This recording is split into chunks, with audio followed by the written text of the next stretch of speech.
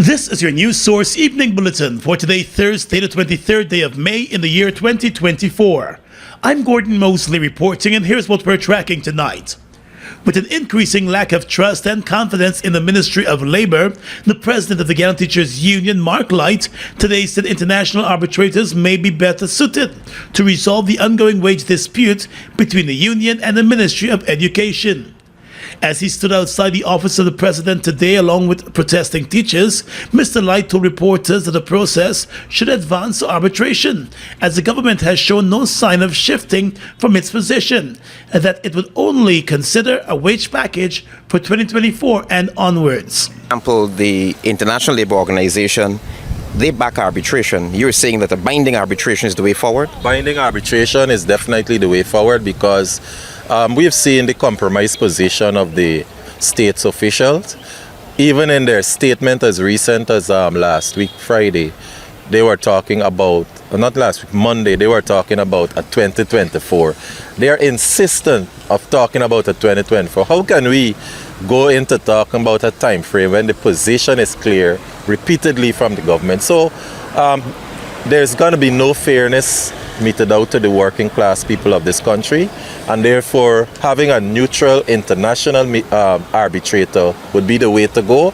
I don't know if this government has what it takes to ensure that happens. However, Mr. Light acknowledged that given the current stalemate over the conditions for the resumption of duty by teachers, the process has not advanced to conciliation to pave the way for arbitration. We have not activated the grievance procedure because we are not at conciliation. Where we are at presently is a meeting to determine the resumption clause and conditions and terms before we get into conciliation.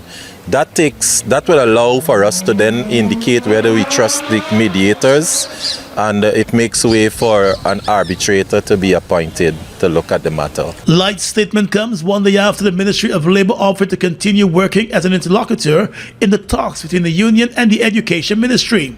But the union is insisting that among the conditions for the strike to be called off is for the Labour Minister to recuse himself from the matter. It is also demanding an interim 20% across-the-board payment to all teachers, and for there to be compromise on the time frame for the proposed multi-year agreement to be negotiated. Light, while accusing the Labour Minister of showing his hand, rejected government's contention that an interim payment would be illegal and unjust. Absolutely legal, because we've seen that this was done in 1999 when there was a massive strike in Guyana, that the unions got, I think it was 4.6% advance payment, interim payment. So to say that it's illegal when the precedent is set already. But in an interview with News Source, the Minister of Labour, Joe Hamilton, said a request for him to recuse himself is grounded in ignorance. The minister role, and it has nothing to do with Hamilton, it has to do with who is the Minister of Labour in the Cooperative Republic of Guyana. The minister's role is grounded in what the Labour Act says. So he's bound by what the Labour Act says, his role in this. Mr. Hamilton said trade unionists in the Guyana Teachers Union ought to know better. Further, while stating that the process of conciliation has not commenced, the Labour Minister said the two sides were meeting in the presence of the Chief Labour Officer to discuss the narrow issue of the time frame, and it was not for the union to add conditions. What was the narrow item? One party saying they want the conversation to be around 2019 to 2023. The other party is saying, I would only have this conversation about salaries and benefits for teachers beginning 2024.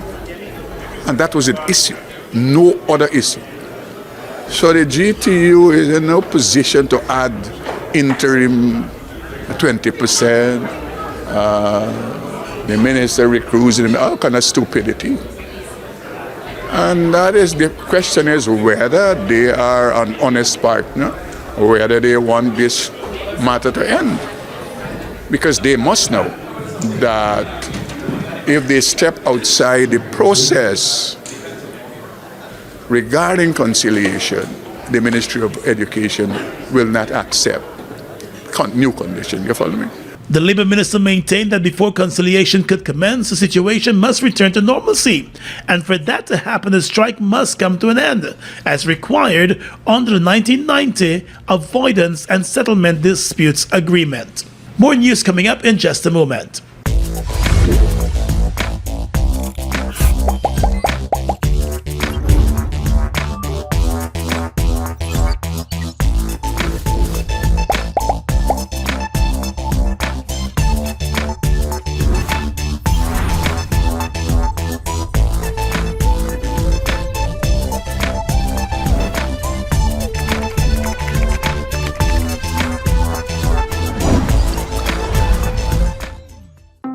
It's one of your biggest goals, getting your own home, where memories are made, where happiness lives. You may feel that home ownership or renovation is beyond your reach, but we at Republic want you to know that there's always a way. Ask us about our suite of mortgages. Let's help make your housing wishes come true. Or advise on how the equity in your existing home can finance other dreams and goals. Call or go online to learn more.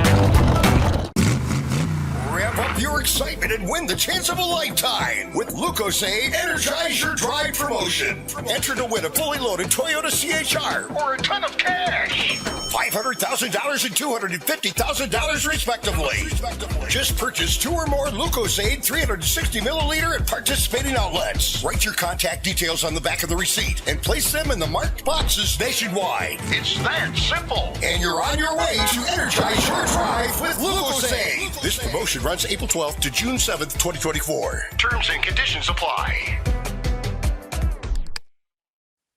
After stinging nettles, stink and dirty, moderation, and soca and wine, it's time to cool down with soca star Patrice Roberts.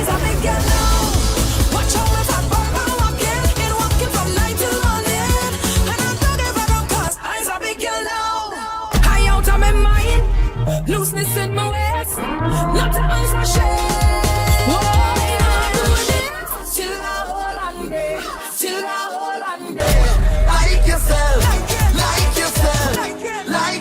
Patrice Roberts, Nesta and more at Cabisa Cool Out Beach Party. Link your crew As we close off the Genesis Independence Weekend the right and proper way. on Monday the 27th of May, the holiday. At Kingston Beachfront. Drinks, friends, and soca vibes. Admission $3,000 early bird. Cabisa Cool Out. Please drink responsibly. While the government is seeking the overturning of the full decision handed down by Justice Sandal Kisoon in the case that was brought against the government by the Guyana Teachers Union. In his ruling, the judge blocked the government from cutting the salaries of striking teachers and also ordered the government to continue deducting dues from the salaries of teachers on behalf of their union, the GTU. The government, through the Attorney General's chambers, has now filed its appeal. In the appeal, the government is contending that a trial judge erred and misdirected himself in law with his decision. The government also contends that Justice Kisoon erred in considering issues which were not properly and adequately pleaded or pleaded at all. Further, the government contends that the judge also erred when he found that there is no difference between the right to strike and the freedom to strike. In its appeal, the government has stated that it also believes that a trial judge erred when he held the position that a strike called by the union was justified, and that the no work, no pay principle had no applicability, and that the employer was required to pay wages which had not been earned. The government also believes the judge erred when he found that the government's decision to halt the deduction of union dues from the salaries of teachers was unconstitutional. The government is also appealing the judge's view that the testimony of the chief education officer was not credible and that the government did not engage in collective bargaining with the union. According to the appeal, the government of Guyana wants the entire decision of Justice Sandal Kissoon to be set aside, including his orders and declarations. And it also wants the respondents in the matter, the Guyana Teachers Union and the Guyana Trades Union Congress, to pay costs for the appeal. Justice Kissoon handed down his ruling in April, and 3 days ago, he provided a 134-page written judgment to the attorneys in the case. His decision was seen as a major win for the teachers' union and the ongoing strike action by the nation's teachers. The strike action began in February, was halted briefly during the court case, but has since restarted, as the two sides are still to reach an agreement to move the conciliation process forward. Vice President Laura Jagdeo announced today that the government has undertaken a review of the procurement system in a bid to stamp out corruption and to ensure that the procurement laws are being followed. At a press conference at his party's Freedom House headquarters, the Vice President said the review will focus on government ministries, government agencies, statutory bodies, regional bodies, and even the National Tender Board to ensure full compliance with the law. And let me make it clear that if we find that those officers are skirting the provisions of the law, the procurement law, then there shall be consequences for them. Because too often we hear here, I sit at Freedom House here, I hear people come and they complain that in some part of this country, remote part of this country, somebody is doing something. People win a bid and then they try, after the bid has been awarded, they try to change specs on the bid. Mr. Jagdeo said that strange practices have also been found during the payment phase to contractors.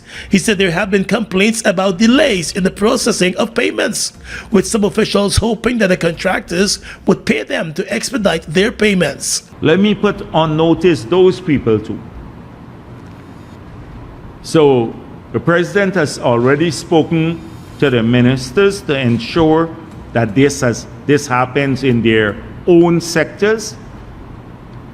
And we're going to take this matter seriously. Whether you're an accounting clerk holding up payment or the procurement officer of the agency, then there will be consequences for everyone. He said the review has become necessary as the government continues to be dogged by complaints of corruption in the tender process, especially in the awarding of contracts. The Vice President also promised that the government will also set up sting operations across the country to catch public officers involved in corruption. So if you have been engaged in these practices and you get caught, don't come and later complain, oh, you have 2 kids or something else, and or you belong to some party or something else. Don't come and complain about that. Complaints of corruption have dogged the government with very few efforts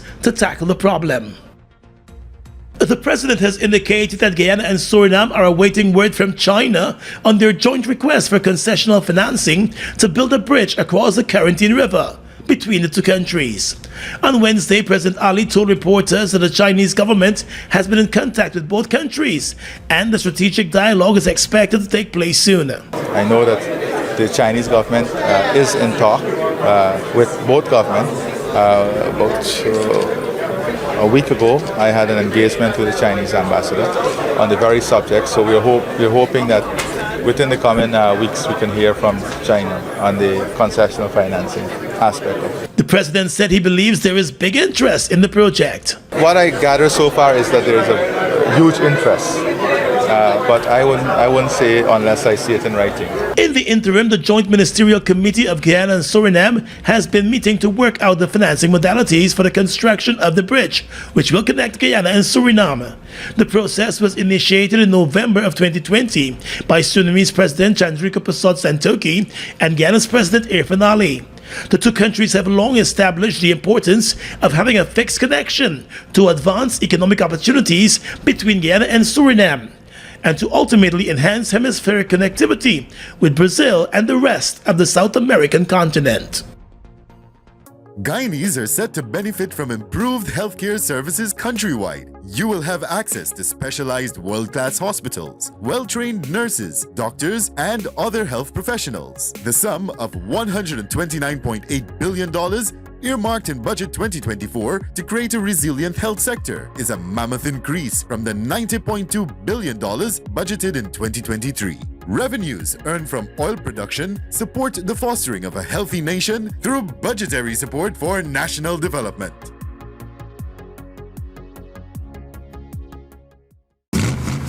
Rev up your excitement and win the chance of a lifetime with Lucozade Energize Your Drive promotion. Enter to win a fully loaded Toyota CHR or a ton of cash. $500,000 and $250,000 respectively. Just purchase 2 or more Lucozade 360 milliliter at participating outlets. Write your contact details on the back of the receipt and place them in the marked boxes nationwide. It's that simple. And you're on your way to energize your drive with Lucozade. This promotion runs April 12th to June 7th, 2024. Terms and conditions apply.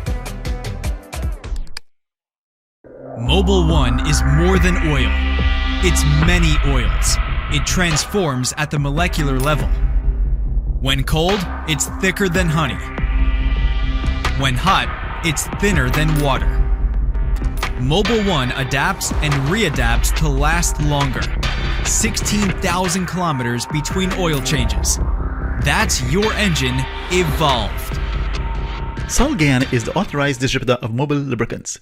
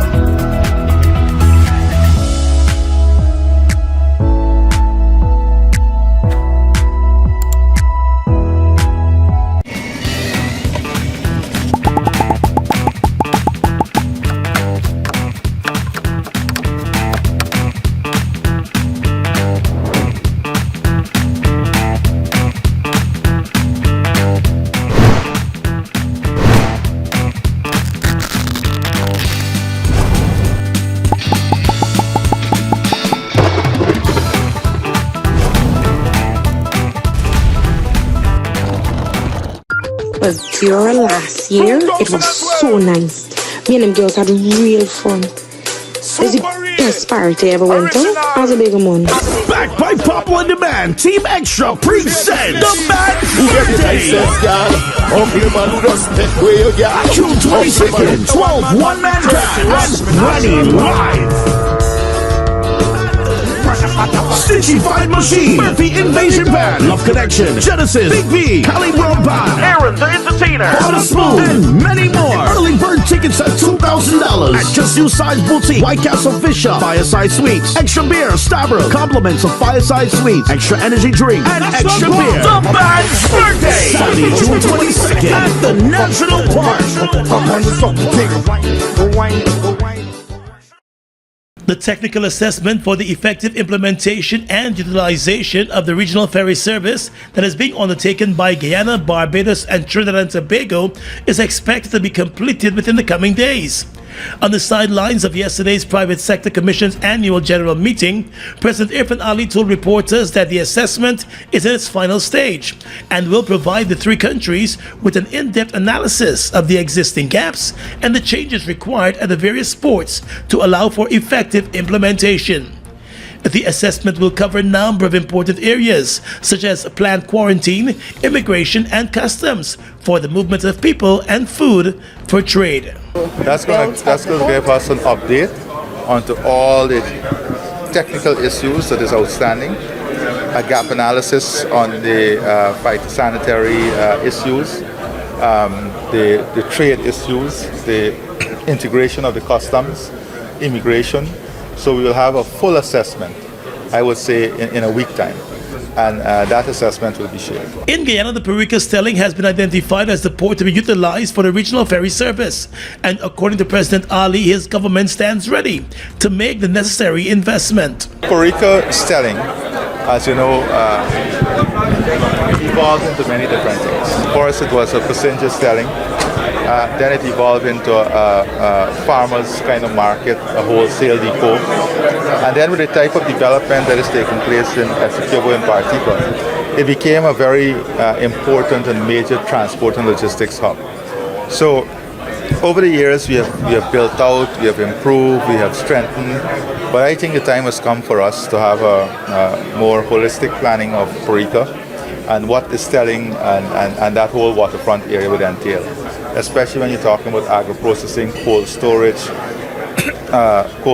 farmers market, wholesale market, transport and logistics, and the opening up of the islands also with tourism. He said the government is fully committed to the project, which will lend to the expansion of the regional market. The regional ferry service is expected to improve intra-regional transportation and is also being seen as an important move towards achieving CARICOM's goal of food security through increased trade of local produce.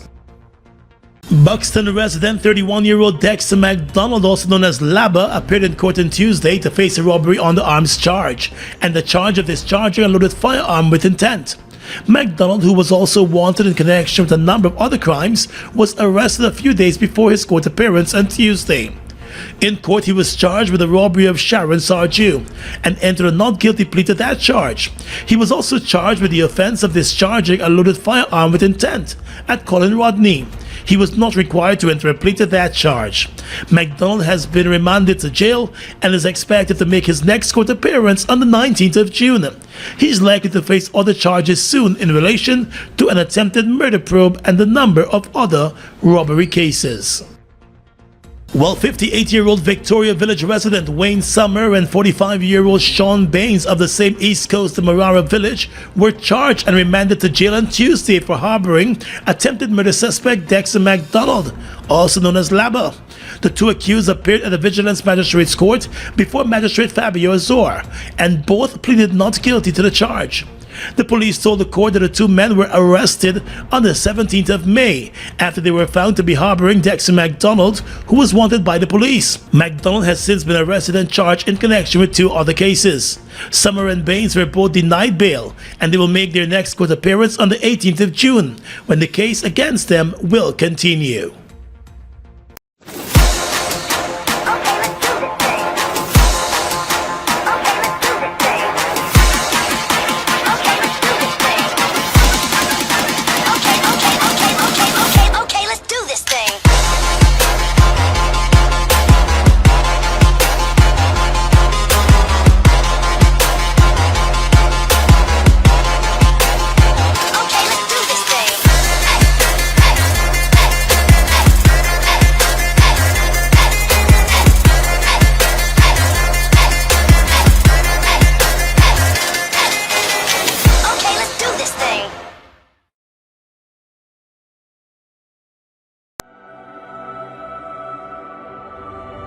Look at the breathtaking beauty of the Essequibo, from its pristine rivers to its abundant resources.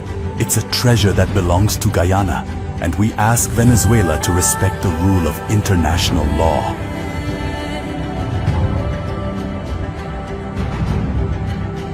Our commitment to this land is not just about ownership. It's about preserving its beauty and resources for our people and future generations.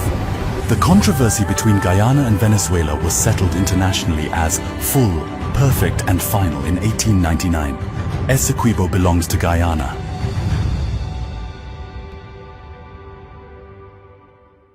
Guyana's economy is rapidly transforming, and we're all part of it. Guyoil is at the forefront of this development by providing reliable and efficient energy and supporting community development from the very core. 100% of Guyoil's profit goes back to building schools, roads, another important infrastructure that connects our cities and towns, providing fuel to domestic, marine, industrial and aerial transportation. Guy Oil has now repositioned itself as a market leader in the petroleum industry, building a better future for all of us. It's one of your biggest goals, getting your own home, where memories are made, where happiness lives. You may feel that home ownership or renovation is beyond your reach, but we at Republic want you to know that there's always a way. Ask us about our suite of mortgages. Let's help make your housing wishes come true. Or advise on how the equity in your existing home can finance other dreams and goals. Call or go online to learn more. Bust the flavors. We're full of flavors. Bust the flavors that me crave for. We're full of flavors. Tell your neighbors about the bust the flavors. Grab a bust the flavors. Yeah, thirst buster. Grab a buster. Bust the flavor, taste the savor. Bust the flavors. Bust the flavors. With your regional and international news tonight, I'm Svetlana Marshall in the region.